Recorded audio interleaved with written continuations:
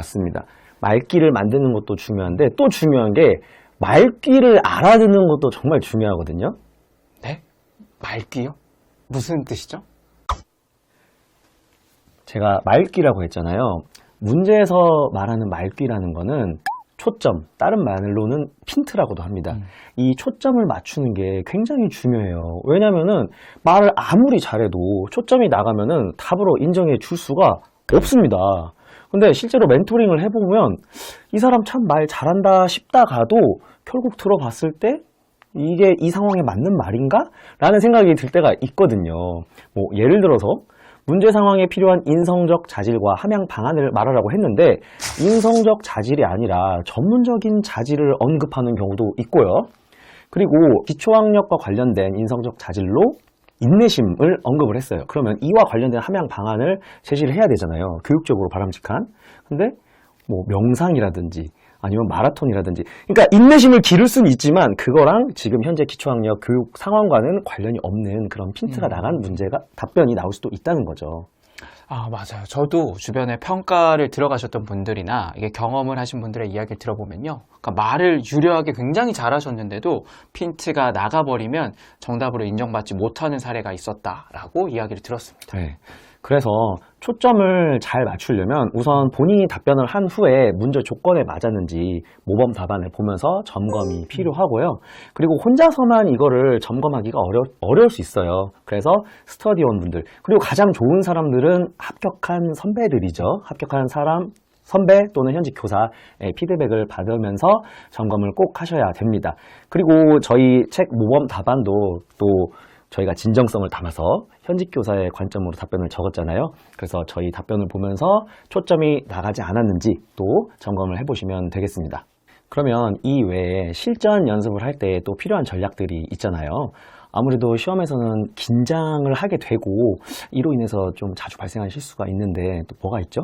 아무래도 가지수 놓치는 게 가장 큰 실수 아닐까요? 맞아요. 가지수를 꽤 많이 놓치더라고요. 네. 네, 문제에서 묻는 조건이나 가지수를 정확하게 파악해서 대답을 잘 해야 되는데요. 근데 너무 긴장들을 많이 하면요. 수험생분들이 이런 걸 좀 놓치더라고요.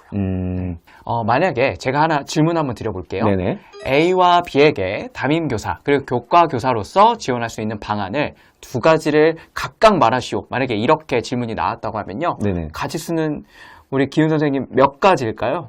A와 B. 그러면 A에 대한 담임 둘, 교과 둘, 그리고 B에 대한 담임 둘, 교과 둘. 그럼 총 8인가요? 지니어스. 네, 맞습니다. 총 8가지가 되는 거예요. 네네네. 그런데 저희가 잠깐 까딱 정신을 놓고 있으면요. 뭐 4가지만 말하거나 담임 방안을 이야기했는데 교과 방안을 또 이야기 안 합니다. 생각만 해도 진짜 끔찍하네요. 알고 있어도 대답을 못하는 거잖아요. 네, 또 이런 경우도 있거든요. 만약에 새 학기에 가장 먼저 진행하고 싶은 활동이 무엇이 있는지 말을 하시오. 그리고 그 이유를 자신의 교직관과 연계하여 이야기하시오. 만약 이런 질문이 나왔다라고 네네. 합니다. 네네. 근데 많은 선생님들께서 하시는 실수 중 하나가요. 활동은 잘 말합니다. 그런데 교직관이나 이유가, 그러니까 뒤에 있다는 이유로 빠지는 경우가 종종 있어요. 그래서 저는 실전에서 선생님들께서 정말 주의하셔야 할 것은 일단 가지수 채우기, 네. 그리고 두 번째는 핀트를 벗어나지 않는 겁니다. 정말 주의하셔야 해요.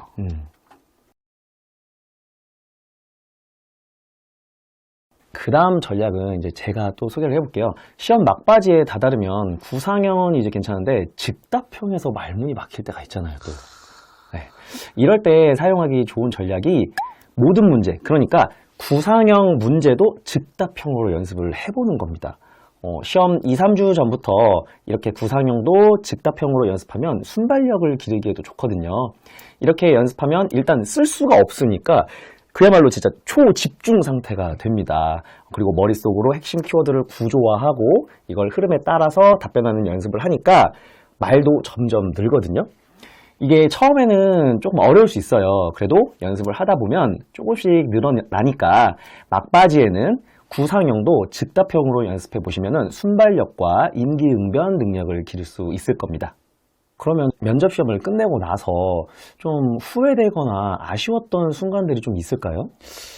일단은 제 주변 여러 이제 선생님들께 이야기를 들어보면요. 가장 후회를 하고 땅을 치고 이불킥을 했던 상황이 시간이 부족해서 답변을 다 하지 못했을 때, 와. 그 상태에서 되게 쓸쓸하게 시험장을 떠날 때, 이때가 너무 힘들었다라고 하시더라고요. 아, 그 말을 들으니까 갑자기 중등 세종 기출문제가 떠오르거든요. 왜냐면은 중등 세종은 진짜 문제에서 묻는 가지수가 너무 많아요.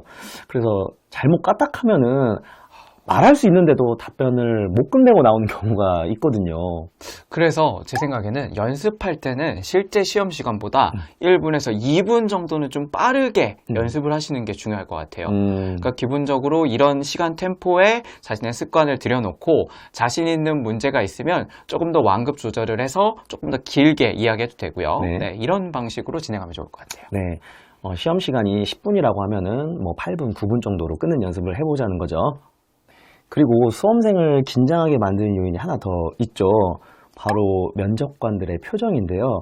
이분들 표정을 보면은 내가 잘 말하고 있다고 생각되더라도 무표정이어가지고 내가 좀 틀렸나? 이런 생각이 들 때도 있고, 또 어떤 면접관은 또 잘 웃어주셔가지고 자신감이 생기기도 하고 막 그러거든요. 그래서 면접관들의 표정을 보면서 멘탈 관리를 하는 게 또 중요한데, 요거는 또 어떻게 관리하면 괜찮을까요? 일단 면접 시험이라는 것 자체가 그러니까 사람을 상정해두고 대화를 하는 거잖아요. 네네. 그리고 면접관도 사람이니까 자연스럽게 뒷번호로 갈수록 지쳐서 표정이 안 좋을 수도 있는 것 같아요. 네. 그러니까 또 자기 표정이 면접관 분들 중에서 어떤 분들은 자기 표정이 수험생에게 괜한 오해를 줄까봐 일부러 표정을 포커페이스를 하시거나 일부러 좀 안 좋은 표정을 짓는 경우도 좀 있다고 하시고요. 네. 네, 그리고 요즘에는 2차 비중이 점점 커지고 있어서요. 이렇게 막상 채점을 할 때 얼굴보단 말에 집중을 하다 보니까 무표정인 상태로 그냥 우리 수험생들을 응시할 수 있는 그런 상황이 펼쳐질 수도 있다고 합니다. 네. 그럴 수 있겠네요. 뭐 채점 기준에 부합되는지 계속 확인을 하려면은 뭐 면접관들도 자기 얼굴 표정에 신경 쓸 수가 없을 것 같긴 해요. 그래서 수험생분들께서 이런 점을 대비하시려면 뭐 스터디 연습할 때 서로 간에 약간 무표정 챌린지? 약간 이런 식으로 준비해도 멘탈 관리에 도움이 될 것 같습니다. 그러면 마지막으로 실전 전략 하나를 더 소개해드리고 영상을 마무리해 볼게요. 마지막 팁은 자신감 갖기입니다. 주눅든 상태에서 면접에 임하면은 평소 실력의 반도 안 나오는 것 같아요. 문제가 어려우면 이게 나한테만 과연 어려울까요? 모든 수험생분들한테 어려울 거예요. 그래서 그럴 때는 이거 나만 모르는 거 아니야? 이 방안이 괜찮을까? 스스로 생각하면서 의심하면은 그런 태도들이 다 면접관에게 드러나거든요. 그래서 이럴 때는 내 답에 확신이 없더라도 진정성이라도 보여주자는 마음으로 자신감 있게 답변하셨으면 합니다. 주눅 들어서 두 개 생각날 것도 당당한 모습으로 임하면은 한 가지 더 생각나기 마련이거든요. 그리고 또 자신감 있게 대답하면 듣는 사람 입장에서 뭔가 맞는 것처럼 느껴지기도 해요. 예. 그래서 면접이 평소에 약하더라도 그런 모습은 그냥 잊어버리고 당일날은 자신감 있게 후회 없이 모든 말을 쏟고 나오자, 이런 마인드로 접근하시면 좋겠습니다.